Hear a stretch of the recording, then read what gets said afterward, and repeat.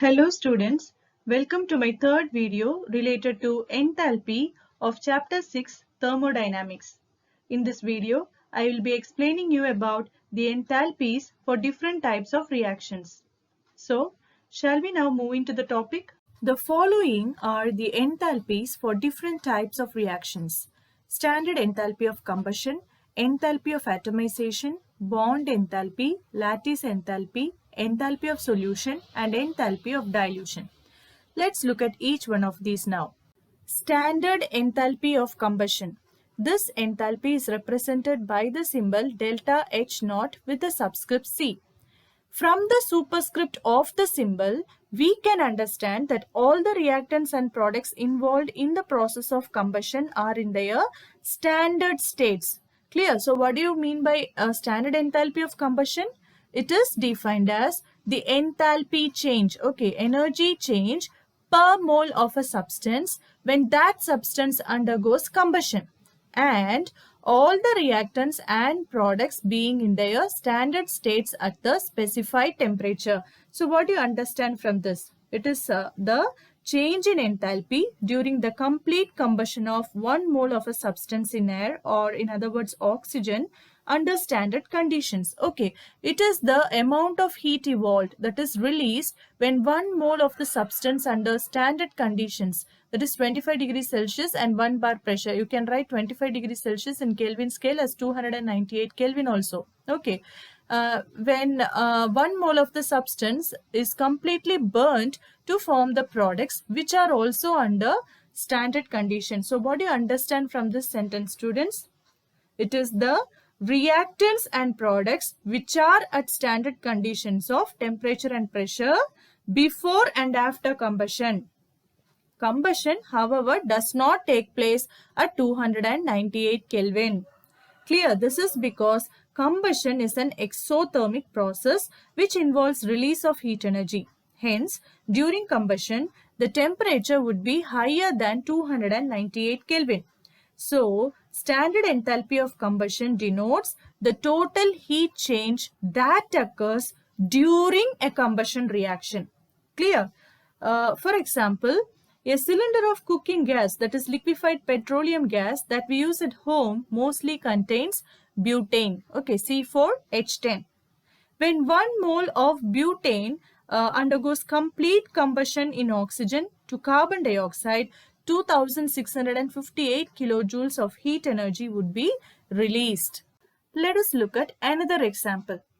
Complete combustion. Okay, it is not partial combustion. Partial combustion will result in carbon monoxide. Okay, when we are talking about standard enthalpy of combustion, we are looking at reactions where the substance undergoes complete combustion to carbon dioxide. Clear? And not to carbon monoxide. Okay. So complete combustion of 1 mole of glucose releases 2802 kilojoules of heat energy. Clear? Now note that combustion reactions are always accompanied by the evolution of heat. Okay, so standard enthalpy of combustion always has a negative value. This value always corresponds to the heat released when only 1 mole of a substance and not more than that burns completely in oxygen. Okay, so this is an important point. Students, please keep this in your mind. Enthalpy of atomization. It is denoted by the symbol delta H naught with the subscript A. Here A stands for atomization. Now what's the definition for enthalpy of atomization? It is the enthalpy change, that is energy change on breaking 1 mole of bonds completely to obtain atoms in the gas phase. Clear? It is the energy change that occurs when 1 mole of a given substance dissociates into its atoms which are in their gaseous states. Okay, note that energy is supplied in order to break 1 mole of bonds of a particular type completely. Okay, therefore enthalpy of atomization would always have a positive value. Now look at this example. In this case, hydrogen atoms are formed by breaking hydrogen-hydrogen single bonds in dihydrogen molecule. Okay, so the enthalpy change in this process is known as enthalpy of atomization. Okay, note that hydrogen atoms are formed when energy is supplied Okay, when energy is supplied to break 1 mole of hydrogen-hydrogen single bonds in dihydrogen molecule. Okay, hence in this case, enthalpy of atomization is the same as bond dissociation enthalpy. Now look at the second example. Methane in the gaseous state dissociates to produce a carbon atom in the gaseous state and 4 hydrogen atoms in the gaseous state. Methane has 4 identical CH single bonds.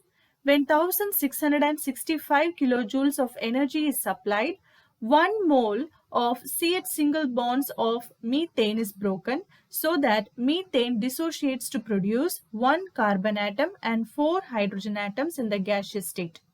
Note that the enthalpy change involving the breaking of 1 mole of 4 CH single bonds of a polyatomic molecule like methane corresponds to the enthalpy of atomization, and hence it does not correspond to bond dissociation enthalpy, which is characteristic of a diatomic molecule like dihydrogen, dioxygen and so on.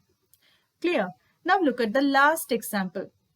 In this case, sodium, 1 mole of sodium atoms which are in the solid state is converted to 1 mole of sodium atoms in the gaseous state.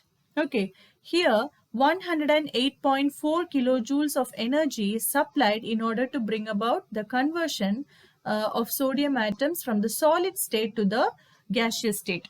Clear? So in this case, the enthalpy of atomization is the same as enthalpy of sublimation. Bond enthalpy. It is denoted by the symbol delta H naught with the subscript bond. Okay, this represents bond enthalpy. And we know chemical reactions involve the breaking and making of chemical bonds. While energy is required to break a bond, energy is released when a bond is formed. Okay, so the formation of a new bond is associated with the release of energy. So, obviously, the same amount of energy must be supplied in order to break that bond. Clear? Interestingly, energy is associated with the breaking and making of chemical bonds can be related to the heat of the reaction, that is, to enthalpy of the reaction. Bond dissociation enthalpy and mean bond enthalpy are the two terms which are popularly used in reference to enthalpy changes which are associated with the breaking and making of chemical bonds. Clear? For instance, bond enthalpies of diatomic molecules like dihydrogen, dioxygen, dinitrogen, chlorine molecule, hydrogen fluoride molecule, hydrogen chloride molecule and so on are equal to their bond dissociation enthalpies. Now, consider the breaking of hydrogen-hydrogen single bonds in 1 mole of dihydrogen gas. In this case, 435 kilojoules of energy is required to break hydrogen-hydrogen single bonds in 1 mole of dihydrogen gas to produce hydrogen atoms in the gaseous state. Clear? So the enthalpy change involved in this process is nothing but bond dissociation enthalpy of hydrogen-hydrogen single bond. So, what did you understand about bond dissociation enthalpy from the previous example? It is the enthalpy change that occurs when 1 mole of covalent bonds of a gaseous covalent compound is broken to form products in the gaseous phase. Note that bond dissociation enthalpy is the same as enthalpy of atomization of dihydrogen. Why? This is because dihydrogen has only one type of bond, which is single bond, and enthalpy of atomization is?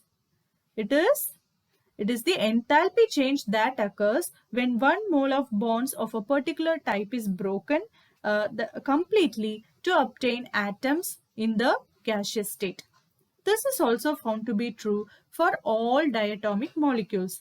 Also, since only one type of bond is present in diatomic molecules like dihydrogen, chlorine molecule, hydrogen chloride and so on, their bond enthalpies are the same as their bond dissociation enthalpies. Clear? For example, 242 kilojoules of energy is required to break or to dissociate the chlorine-chlorine single bonds in 1 mole of chlorine molecules. Likewise, 428 kilojoules of energy is required to break the oxygen-oxygen double bond in 1 mole of oxygen molecules. Okay, but in the case of polyatomic molecules, bond dissociation enthalpy is different for different bonds which are present in the same molecule. Let's see how that is so.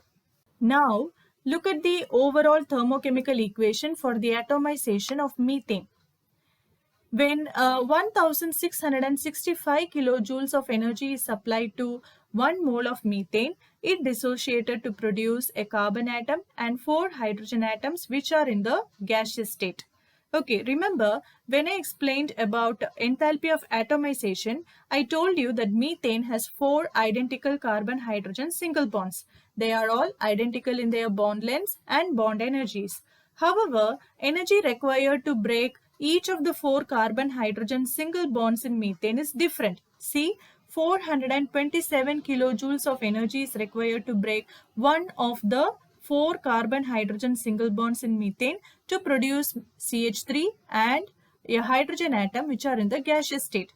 Okay, similarly 439 kilojoules of energy is required to break the second carbon-hydrogen single bond to produce CH2 and a hydrogen atom in the gaseous state. 452 kilojoules of energy is required to break the third carbon-hydrogen single bond to produce CH and a hydrogen atom in the gaseous state. Likewise, 347 kilojoules of energy is required to break the last carbon-hydrogen single bond to produce a carbon atom and a hydrogen atom in the gaseous state. Okay, now what you see is that you have 4 different bond dissociation enthalpies for breaking each of the 4 carbon-hydrogen single bonds of methane molecule. So, how will you calculate the bond enthalpy for a methane molecule? You can use Hess's law in order to calculate the bond enthalpy of methane molecule. Okay, now let us apply Hess's law in this case. On striking out similar terms on both sides of the thermochemical equations and on adding all the 4 thermochemical equations along with their respective bond dissociation enthalpies, we get this as the final equation and 1665 kilojoule per mole as the sum total of the 4 bond dissociation enthalpies corresponding to each step. Clear? Now, note that this value, okay, this is equal to the enthalpy of atomization, that is enthalpy change involved in dissociating 1 mole of methane to produce its constituent gaseous atoms. Clear? Note that in such cases where the molecule contains more than 1 bond of the same kind, bond enthalpy is taken as the average of bond dissociation enthalpies. Clear? That is mean bond enthalpy. Hence, in methane, since it is a polyatomic molecule, we calculate mean bond enthalpy. Okay, since enthalpy of atomization is the sum of the 4 individual bond dissociation enthalpies, we divide it by 4. Okay, we divide it by 4. So, on solving this, we get 416 kilojoules as the mean bond enthalpy. So, to sum up, while bond dissociation enthalpy is taken as the bond enthalpy in diatomic molecules, mean bond enthalpy is taken as the bond enthalpy in the case of polyatomic molecules. If we know the different bond enthalpy values of the reactants and products involved in a reaction taking place in the gas phase, then those values can be used to calculate the standard enthalpy change of that reaction, that is delta H naught with the subscript R. Okay, this represents the standard enthalpy change of a reaction. Clear? For reactions taking place in gas phase, the standard enthalpy change of a reaction is related to the bond enthalpies of the reactants and products mathematically as the difference between the sum of bond enthalpies of reactants and the sum of bond enthalpies of products. Therefore, the net enthalpy change of a reaction is the amount of energy required to break all the bonds in the reactant molecules minus the amount of energy required to break all the bonds in the product molecules. Note that the relationship, that is standard enthalpy change of a reaction, is equal to the difference between the sum of bond enthalpies of reactants and the sum of bond enthalpies of products is only approximate. Clear? It is not accurate, it is just approximate. And this relationship is valid only when all the reactants and products in the reaction are in their gaseous states. Clear? Now let us do an exercise problem. Problem number 6.15 of your NCERT textbook. Okay, calculate the enthalpy change for the process. That is 1 mole of carbon tetrachloride gas dissociates to produce 1 mole of carbon atom in the gaseous state and 4 moles of chlorine atoms in the gaseous state. And calculate bond enthalpy of carbon-chlorine single bond in carbon tetrachloride molecule. Okay, which is in the gaseous state. Now, certain data are given in this connection. What are they? Standard enthalpy of vaporization of carbon tetrachloride is given as 30.5 kilojoule per mole. Standard enthalpy of formation of carbon tetrachloride is given as minus 135.5 kilojoules per mole. Enthalpy of atomization of carbon is given as 715 kilojoule per mole, and that of chlorine is given as 242 kilojoules per mole. Clear? So carbon tetrachloride here, it is a polyatomic molecule. Clear? Since this is a polyatomic molecule, the bond enthalpy we are about to calculate in carbon tetrachloride is mean bond enthalpy. Clear? It is going to be the average of the sum total of all the reaction enthalpies which we will be dealing with. Standard enthalpy of vaporization of carbon tetrachloride is one of the data given. Do you remember what standard enthalpy of vaporization is? It is the enthalpy change that occurs when 1 mole of a substance in the liquid state is converted to 1 mole of the substance in the gaseous state. Thermochemical equation for this data is written as 1 mole of carbon tetrachloride in the liquid state is converted to 1 mole of carbon tetrachloride in the gaseous state. The next data given is standard enthalpy of formation of carbon tetrachloride. And what is that? It is the enthalpy change that occurs when 1 mole of a compound is formed from its constituent elements which are in their reference. Thermochemical equation corresponding to this data is written as you have carbon existing in the solid state here. Within parentheses, you may also write graphite, which is the reference state, or in other words, most stable state of aggregation of carbon under standard conditions of temperature and pressure. Alright, so graphite, which is carbon here, reacts with the chlorine molecules to produce 1 mole of carbon tetrachloride molecule.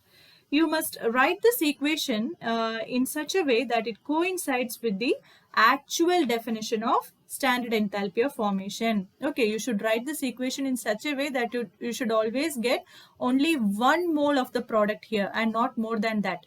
And that too from its constituent elements. It should be formed by the reaction between its constituent elements and not from other compounds. Clear? So this is the thermochemical equation for the formation of 1 mole of carbon tetrachloride as the product. The next data is enthalpy of atomization of carbon. It denotes the enthalpy change when 1 mole of carbon atoms in the solid state is converted to vapor. Okay, corresponding thermochemical equation is written as 1 mole of carbon in the solid state is converted to 1 mole of carbon atoms in the gaseous state. The last data given is enthalpy of atomization of chlorine. Okay, it denotes the enthalpy change when 1 mole of chlorine molecule dissociates to produce chlorine atoms in this case. Clear? The thermochemical equation corresponding to this data is written as 1 mole of chlorine molecule in the gaseous state dissociates to produce 2 moles of chlorine atoms in the gaseous state. Now, what was the question? We are asked to calculate the bond enthalpy of the carbon-chlorine single bond in carbon tetrachloride. Since we cannot arrive at this data directly, let us apply Hess's law to solve this problem. Okay, bond enthalpy means the enthalpy change involving dissociation of 1 mole of bonds in carbon tetrachloride molecule so that it gets dissociated to its constituent gaseous atoms, that is carbon and chlorine atoms. Now, what is the thermochemical equation provided in this connection in the question given? 1 mole of carbon tetrachloride in the gaseous state dissociates to produce 1 mole of carbon in the gaseous state and 4 moles of chlorine atoms in the gaseous state.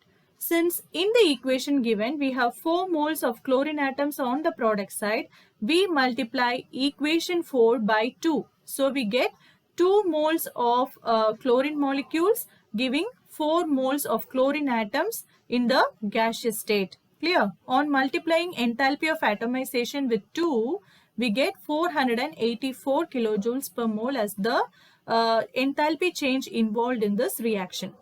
Since in the equation provided in the question, carbon tetrachloride is on the reactant side, we reverse equations 1 and 2 in this manner. Clear? Note that the sign of the corresponding delta H values are also changed here. Earlier in equation 1, the enthalpy change of equation 1, okay, it had a positive value. Now it has a negative value. Clear? In equation 2, the enthalpy change had a negative value. Now it has a positive value. Then we write equation 3 as such, since we have carbon in the gaseous state on the product side, like how it is in the equation provided in the question. Okay, now what we do, on striking similar terms on both sides of these thermochemical equations and on adding all the 4 thermochemical equations, we get this as the final equation and 1304 kilojoules as the sum total of all the 4 reaction enthalpies. Since carbon tetrachloride is a polyatomic molecule, the energy required to break or to dissociate each carbon-chlorine single bond of the carbon tetrachloride molecule is different, although they may be of the same type. For this reason, bond enthalpy of carbon tetrachloride molecule is taken as the average of the sum total of the 4 reaction enthalpies. Clear? So on solving this, you get 326 kilojoules per mole as the mean bond enthalpy of CCl4 molecule. Let us now move on to lattice enthalpy. It is denoted by the symbol delta H naught with a subscript lattice. First of all, let us try to understand what this term means. Okay, what lattice is. We all know that ionic compounds like sodium chloride have positive and negative ions which are held together by means of strong electrostatic forces of attraction. Okay, they usually adopt certain geometries and these geometries are also called crystals. Okay, the entire bulk of the solid that is formed due to the arrangement of these ions in the crystal is called crystal lattice. Okay, this is the crystal lattice of sodium chloride, and sodium chloride has a cubic crystal lattice, as you can see. Okay, here the small purple spheres represent positively charged sodium ions and the relatively larger green spheres represent the negatively charged chloride ions. Okay, sodium ions and chloride ions, as we know, are held together by electrostatic forces of attraction and they are arranged in such a way that they result in a cubic crystal structure. Okay, so this is about the term lattice. Hope you understand it now. Now, what is lattice enthalpy? When we talk about lattice enthalpy, keep in mind that it can be of 2 types: lattice enthalpy of formation and lattice enthalpy of dissociation. Okay, as the name itself suggests, lattice enthalpy of formation involves the enthalpy change which occurs when 1 mole of an ionic compound is formed from its constituent gaseous ions. Okay, and we know energy would be released during the formation of the ionic compound. So lattice enthalpy of formation will have a negative value. Okay, now what about lattice enthalpy of dissociation? Lattice enthalpy of dissociation is the enthalpy change which occurs when 1 mole of an ionic compound dissociates into its ions in the gaseous state.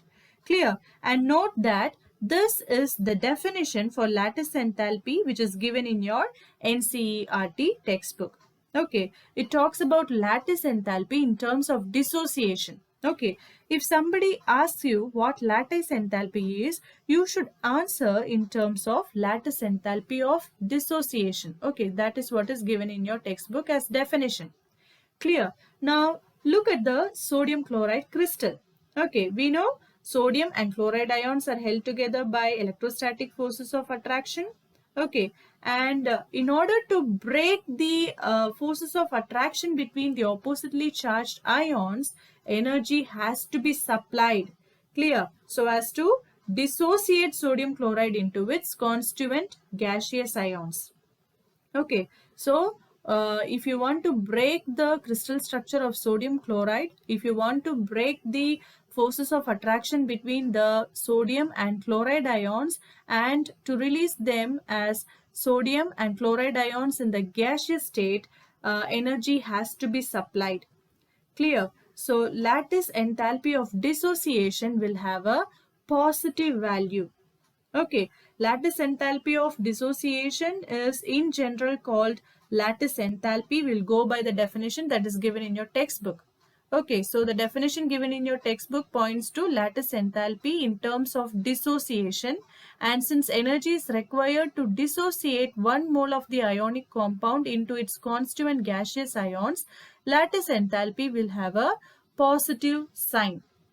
Clear. And note that lattice enthalpy of formation and lattice enthalpy of dissociation will have same values. Their magnitudes will be the same, but they only differ in their signs. Okay, lattice enthalpy of dissociation will have a positive value since energy is required to dissociate 1 mole of an ionic compound into its constituent gaseous ions. Lattice enthalpy of formation will have a negative value since energy is released when 1 mole of an ionic compound is formed from its constituent gaseous ions. Okay, since it is impossible to determine lattice enthalpy directly by experiment, Max Born and Fritz Haber put forward an indirect method which is based on Hess's law for the calculation of lattice enthalpy. And this method is known as Born-Haber cycle. In order to understand it, let us consider the enthalpy changes in each step during the formation of sodium chloride from metallic sodium and chlorine gas. Remember, the enthalpy change during the formation of 1 mole of a compound from its constituent elements in their reference states is called standard enthalpy of formation, isn't it? So, the sum total of all the enthalpy changes that take place in each step during the formation of 1 mole of sodium chloride from its constituent elements in their reference states, that is metallic sodium and chlorine gas, would then be equal to standard enthalpy of formation, and that would be represented by the symbol which is delta H naught with the subscript F. Clear? The overall process of the formation of sodium chloride is thought to take place in the steps that follow. Clear? The first step would be the conversion of metallic sodium into gaseous sodium atoms. Clear? In this step, metallic sodium is sublimed to form gaseous sodium atoms, and this is a step that requires energy. Okay, about 108.4 kilojoules of energy is required to convert 1 mole of sodium in the solid state to 1 mole of sodium atoms in the gaseous state at constant temperature and 1 bar pressure. So the enthalpy change is equal to the standard enthalpy of sublimation, okay, which is equal to 108.4 kilojoules per mole. The second step is the conversion of gaseous sodium atoms into gaseous sodium ions. In this step, 1 mole of sodium atoms in the gaseous state is converted to 1 mole of positively charged sodium ions in the gaseous state by the removal of the most loosely bound electron from its valence shell. Since the energy required to remove the most loosely bound electron from the valence shell of sodium atom is called ionization enthalpy, the enthalpy change associated with the conversion of 1 mole of sodium atoms in the gaseous state into 1 mole of sodium ions in the gaseous state at constant temperature and 1 bar pressure is called ionization enthalpy, and this is denoted by the symbol delta H naught with the subscript I. Note that 496 kilojoules of energy is required to convert 1 mole of gaseous sodium atoms into 1 mole of gaseous sodium ions under standard temperature and pressure. The third step is the dissociation of chlorine molecules into gaseous chlorine atoms.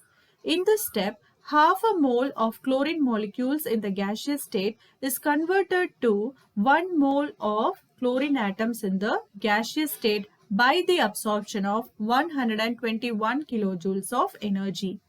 Since 121 kilojoules of energy is required to dissociate the chlorine-chlorine single bond in half a mole of chlorine molecules, the enthalpy change associated with this reaction, that is delta H naught with the subscript R, is taken as half of the bond dissociation enthalpy. That is, it is given by the symbol half delta H naught with the subscript bond. Clear? The fourth step here is the conversion of gaseous chlorine atoms into gaseous chloride ions. In this step, 1 mole of gaseous chlorine atoms is converted into 1 mole of gaseous negatively charged chloride ions by the gain of an electron. This step involves release of energy. Okay, so the enthalpy change associated with the release of energy during the conversion of 1 mole of gaseous chlorine atoms into 1 mole of negatively charged chloride ions in the gaseous state by the gain of electron is called electron gain enthalpy. Okay, and it is equal to minus 348.6 kilojoules per mole. The fifth step is the combination of oppositely charged gaseous ions to form the solid crystal of sodium chloride. Okay, in this step, 1 mole of positively charged sodium ions and 1 mole of negatively charged chloride ions combine to produce 1 mole of sodium chloride in the solid state. The enthalpy change corresponding to the formation of 1 mole of sodium chloride from its constituent gaseous ions is called lattice enthalpy. Note that here the lattice enthalpy we are looking at is the lattice enthalpy of formation, and since energy would be released during the formation of sodium chloride, it will have a negative value. Clear? Students, this is the enthalpy diagram for the lattice enthalpy of sodium chloride. In this diagram, the enthalpy changes involved in each step during the formation of 1 mole of sodium chloride are shown. We started from this step with the aim to calculate the lattice enthalpy indirectly for the formation of 1 mole of sodium chloride, and then we finished in this step. Clear? Note that the enthalpy change involved in the formation of 1 mole of sodium chloride directly from its constituent elements which are in their reference states, that is metallic sodium and chlorine molecule, is known as standard enthalpy of formation, and its value is found to be minus 411.2 kilojoules per mole.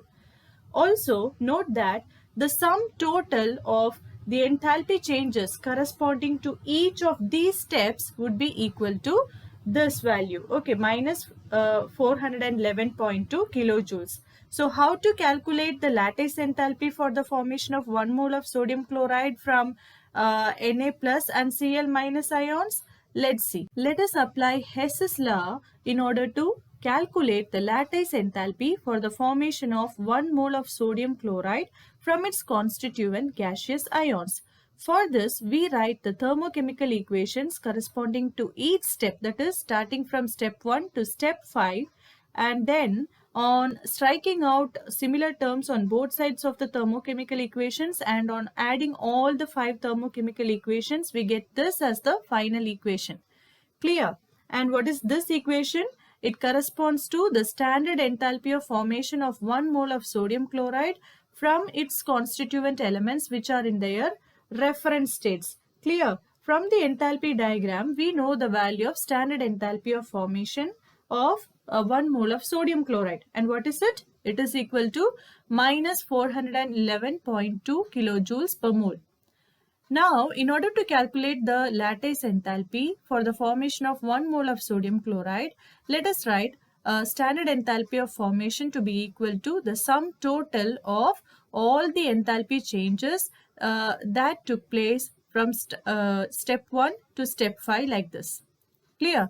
And then since we need to calculate lattice enthalpy, we need to bring this term to the left hand side and we need to bring the standard enthalpy of formation term to the right hand side.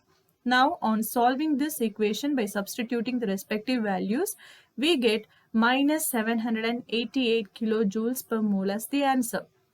Okay, this value corresponds to the lattice enthalpy for the formation of 1 mole of sodium chloride from its constituent gaseous ions. But by definition, lattice enthalpy of an ionic compound is the enthalpy change which occurs when 1 mole of an ionic compound dissociates into its ions in gaseous state. Okay, according to the definition for lattice enthalpy which is given in your textbook, it is the lattice enthalpy of dissociation. Okay, we have calculated the value for the lattice enthalpy of formation. Okay, and I've told you both lattice enthalpy of formation and lattice enthalpy of dissociation have equal magnitudes. Their values are the same. They differ only in their sign. Okay, so it would be sufficient to reverse the sign of lattice enthalpy calculated for the formation of 1 mole of sodium chloride in order to get the lattice enthalpy for the dissociation of 1 mole of sodium chloride into its gaseous ions. Clear? So, what would be the answer? It would be positive 788 kilojoules per mole. Okay, now look at this equation showing the dissociation of 1 mole of sodium chloride into its constituent gaseous ions. Okay, since we have gaseous products, we can relate the lattice enthalpy for the dissociation of sodium chloride with the change in internal energy.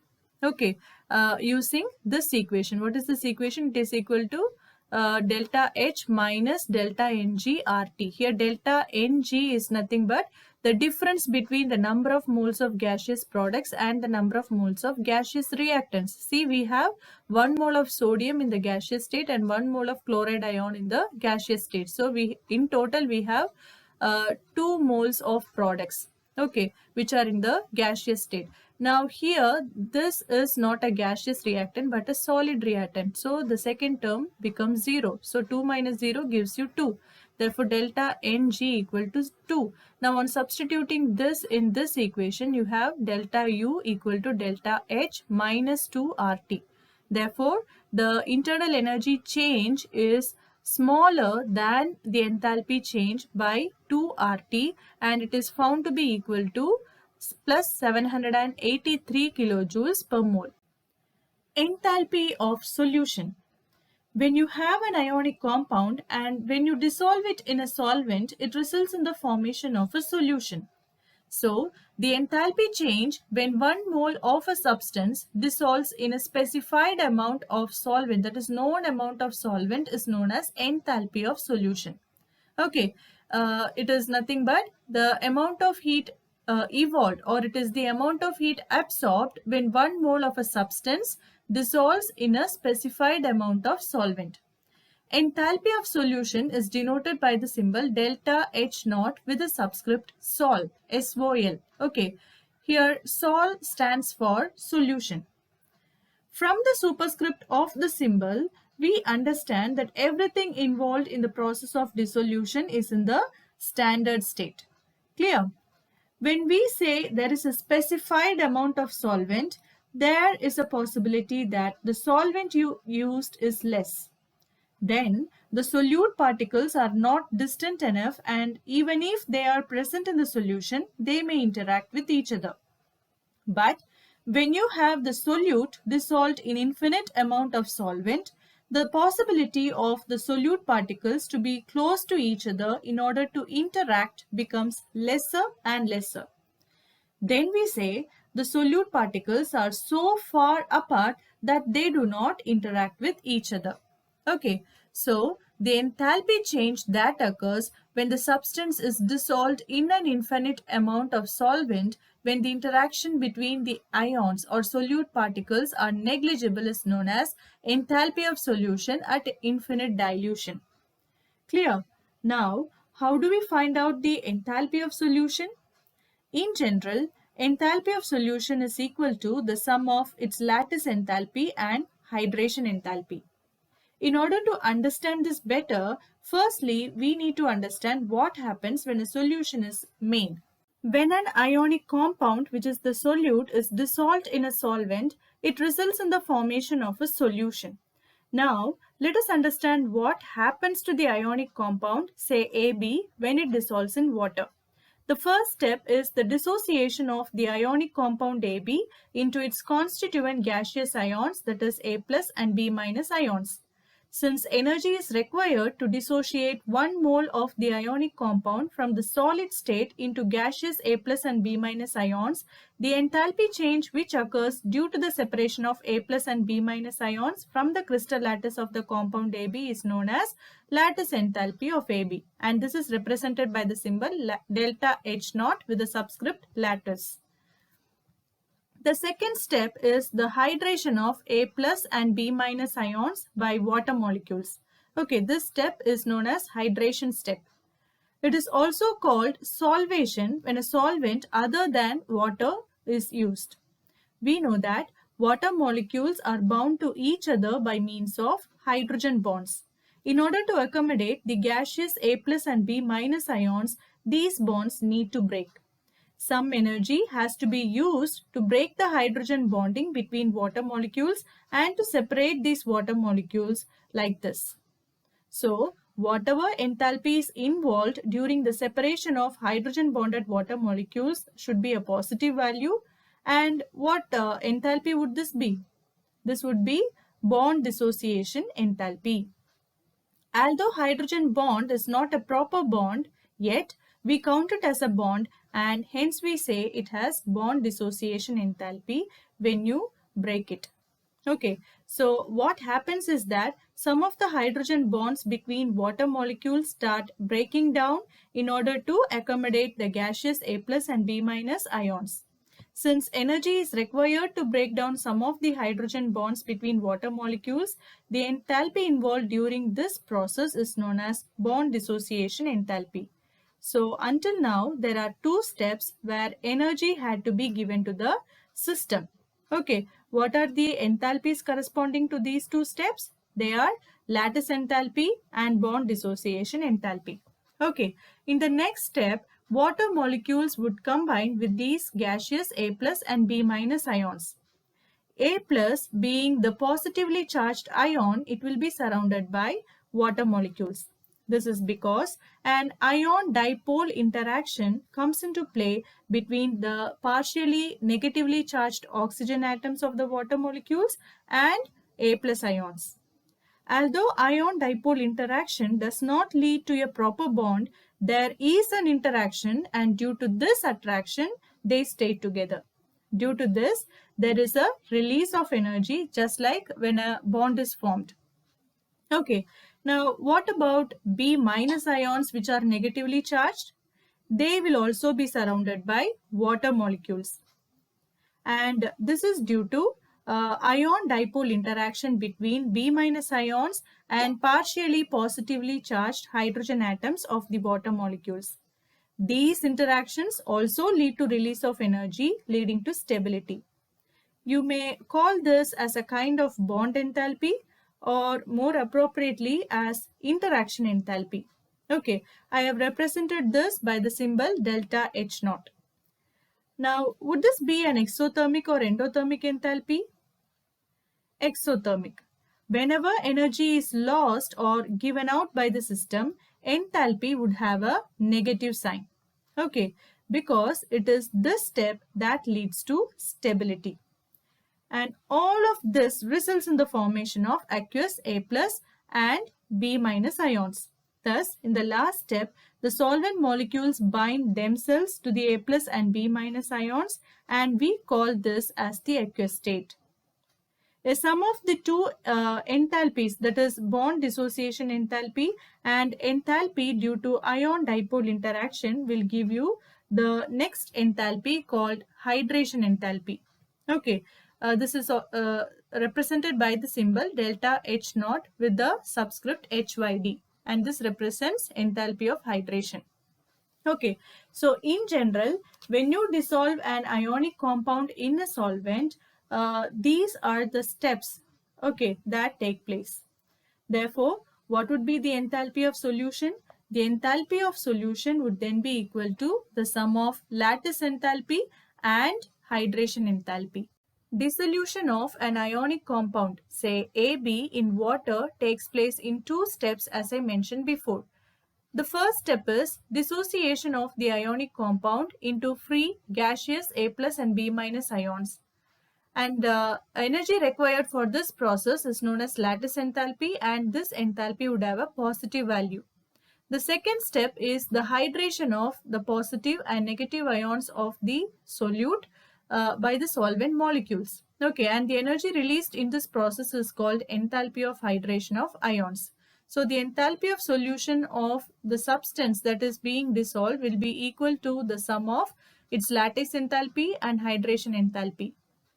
This is one example which shows the calculation of enthalpy of solution of 1 mole of sodium chloride when it dissolved in a specific amount of solvent.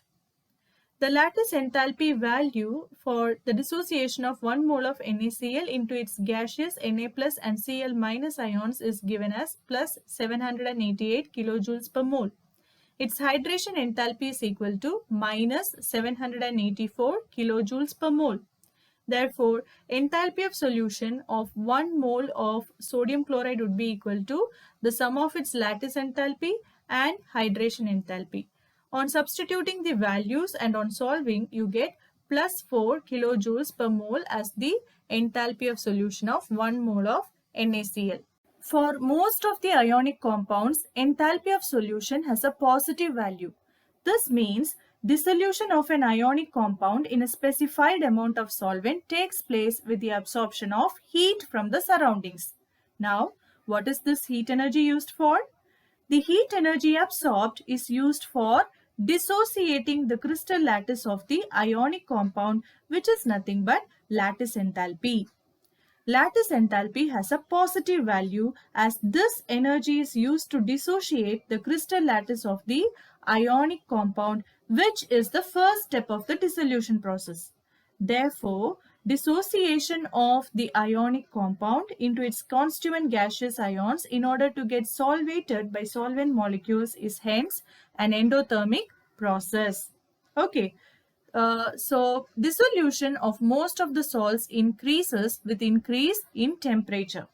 This is because as you raise the temperature of the solvent, you are increasing the lattice enthalpy, which is the energy required for the dissociation of the ionic compound in the first step of the dissolution process. Hence, an ionic compound dissociates easily when you increase the temperature of the solvent. This is because when you are increasing the temperature of the solvent, it means you are increasing the lattice enthalpy. Okay, and that favors dissolution of the salts easily in the solvent provided.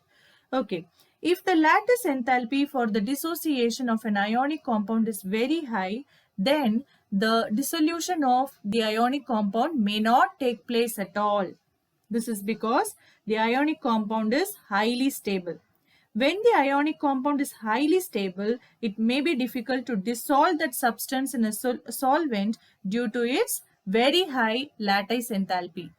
Clear? For this reason, many fluorides are less soluble than the corresponding chlorides. You must have already learnt about the factors governing lattice enthalpy when you studied Chapter 4, Chemical Bonding. Remember, smaller the size of the ion, greater is the lattice enthalpy.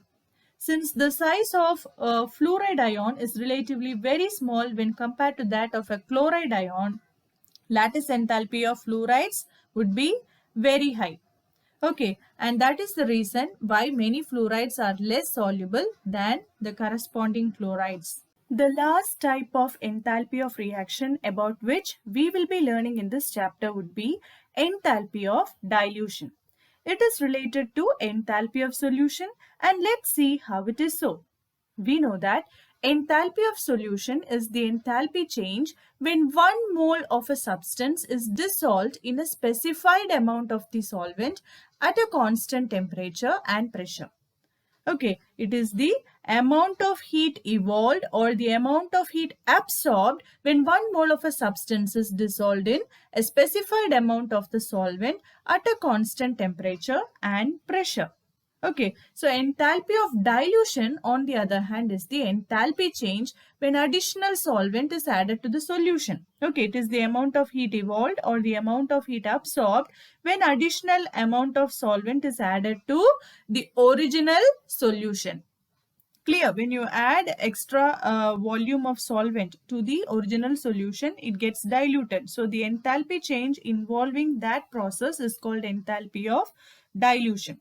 Now, enthalpy of dilution of a solution depends on the original concentration of the solution and the amount of solvent added. Okay, it depends on the original concentration of the solution and the additional amount of solvent that is added to the solution in order to dilute it. For example, when you dissolve 1 mole of hydrogen chloride gas in 10 moles of water, the enthalpy change corresponding to this process has a value of minus 69.01 kilojoules per mole. This is a negative value, right? This means that 69.01 kilojoules of heat would be released to the surroundings when you dissolve 1 mole of hydrogen chloride gas in 10 moles of water. Clear? For the sake of convenience, I have represented H2O, that is water, as AQ here. Okay, so equation 1 can also be written in this way. When you dissolve 1 mole of hydrogen chloride gas in 10 moles of water, that is AQ, you get a solution of hydrogen chloride dissolved in 10 moles of water. Note that here delta H denotes the enthalpy of solution. Why? Because you are dissolving 1 mole of a substance, that is hydrogen chloride gas, in a specific amount of solvent, that is 10 moles of water. In this case, in order to make a solution of hydrogen chloride dissolved in 10 moles of water. Now look at the following set of enthalpy changes. Minus 72.03 kilojoules per mole is the enthalpy change which occurred when 1 mole of hydrogen chloride gas dissolved in 25 moles of water. Okay, this value is negative, which means 72.03 kilojoules of heat is released to the surroundings when 1 mole of hydrogen chloride gas is dissolved in 25 moles of water. Minus 72.79 kilojoules per mole is the enthalpy change which occurred when 1 mole of hydrogen chloride gas dissolved in 40 moles of water. Okay, or it is the heat released when 1 mole of hydrogen chloride gas dissolved in 40 moles of water. Note that the enthalpy change, that is delta H value corresponding to each of these equations, represent enthalpy of solution, as you have dissolved 1 mole of hydrogen chloride gas in a specified amount of solvent at a constant temperature and pressure in each case. Clear? So this is enthalpy of solution and this also denotes enthalpy of solution. Okay, now look at this. Minus 74.85 kilojoules per mole is the enthalpy change which occurred when 1 mole of hydrogen chloride gas is added to infinite number of moles of water to make a very dilute solution of hydrogen chloride in which interactions between solute particles are highly negligible. Okay, note that in this case, delta H value corresponds to enthalpy of solution at infinite dilution. If you compare the delta H values with the number of moles of solvent added in each step, you will find that the enthalpy of solution depends on the amount of solvent. Clear? In each of these cases, as more and more solvent is used, enthalpy of solution approaches a limiting value, that is the value of enthalpy of solution at infinite dilution. Clear? Note that at this point, even if you continue to add some more solvent to this solution, it is not going to alter this value corresponding to enthalpy of solution at infinite dilution. Okay, this value is not going to change even if you add some more water or some more solvent to this solution at this point. Now, let us calculate enthalpy of dilution from the values of enthalpy of solution. Let us consider equation S1 and equation S2 to do this calculation. On subtracting equation S1 from equation S2, we get this as the final equation. Clear?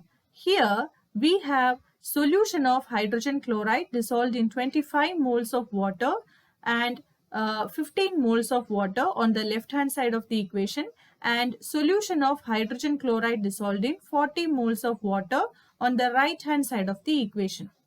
This equation here represents dilution of the original solution. Clear? This means 25 moles of water was present initially in the original solution. Clear? When 15 moles of water was added to this original solution, the resulting solution has 40 moles of water in it. Clear? Which means the original solution has been diluted with 15 moles of water. Clear? And this process obviously will be accompanied by an enthalpy change. This enthalpy change that occurred when additional amount of solvent is added to the original solution is called enthalpy of dilution. Okay, it is the heat withdrawn from the surroundings when additional solvent is added to the solution. Now, how will you calculate enthalpy of dilution from the values of enthalpy of solution? You will subtract delta H value, which corresponds to equation S1, from the delta H value, which corresponds to the enthalpy of solution of equation S2. Okay, on solving this, you get minus 0.76 kilojoules per mole as the enthalpy of dilution. With this, I wind up my third video on enthalpies for different types of reactions. Thank you for watching this video.